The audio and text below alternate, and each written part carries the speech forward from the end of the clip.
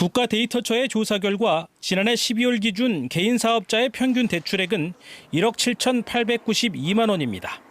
전년인 2023년보다 0.2% 소폭 감소했습니다.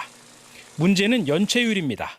지난해 12월 기준 개인 사업자의 빚 연체율은 0.98%로 2023년 0.65%에 비해 0.33%포인트 상승했습니다.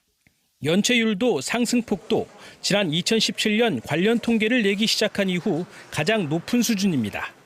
개인 사업자 연체율은 지난 2022년부터 2년 연속 연간 0.3%포인트 안팎의 높은 상승폭을 기록하고 있습니다. 지난해까지 계속된 금리 인상 기조에 따라 이자 부담은 전보다 높아졌는데 내수 회복이 더뎌 영업 수익은 저조하기 때문인 것으로 데이터처는 분석하고 있습니다. 금리가 22년 11월에 3.25로 올라간 상태에서 유지됐기 때문에 이자에 대한 부담이 증가하고 있고 경기 회복이 더딤에 따라서 여러 가지 부담에 따라서 연체율이 높아져 간다. 특히 영세 사업자의 연체율이 두드러졌습니다. 매출액 3천만 원 미만 사업자의 경우 빚 연체율이 2.3%에 이르러 전체 사업자 가운데 가장 높았습니다. 반면에 10억 원 이상 매출 사업자의 연체율은 0.28%로 대조를 보였습니다. 산업별로는 건설업의 연체율이 1.93%로 가장 높아 건설 경기 침체가 대출 상환에도 영향을 주었음을 나타냈습니다. 이어 사업지원 임대업이 1.31%, 농림어업 분야도 1.29%의 연체율을 기록했습니다. KBS 뉴스 이승훈입니다. 올해 상반기 개인 사업자 대출 만기를 연장하거나 이자를 감면받은 자영업자 대출 규모가 1년 전과 비교해서 70% 가까이 늘었습니다. 금융감독원은 올해 상반기 개인 사업자 대출 119를 통해 지원된 채무 조정 규모가 1조 5,414억 원으로 1년 전 같은 기간보다 69.3%, 6,309억 원이 늘었다고 밝혔습니다.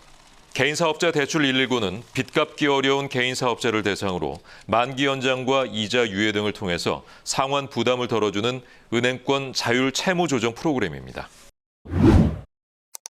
일하는 사람을 두지 않고 혼자서 모든 일을 도맡아 하는 이른바 나홀로 사장님이 12개월 연속 감소세를 나타냈습니다.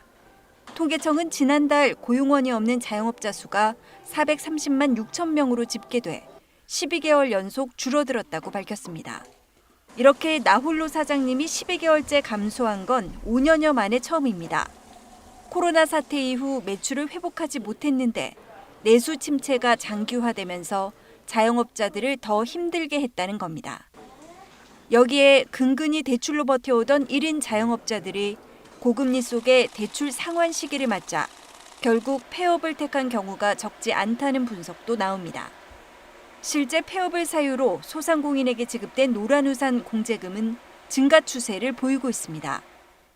올해 들어 지난 7월까지 지급된 노란우산 폐업 공제금은 8,800여 원으로 지난해 같은 기간보다 12.4% 늘었습니다. 국세청 자료에서도 지난해 신규 창업 대비 폐업 비율이 80%로 나타나 가게 10곳이 새로 문을 여는 사이 8곳은 문을 닫은 것으로 집계됐습니다. KBS 뉴스 김진입니다.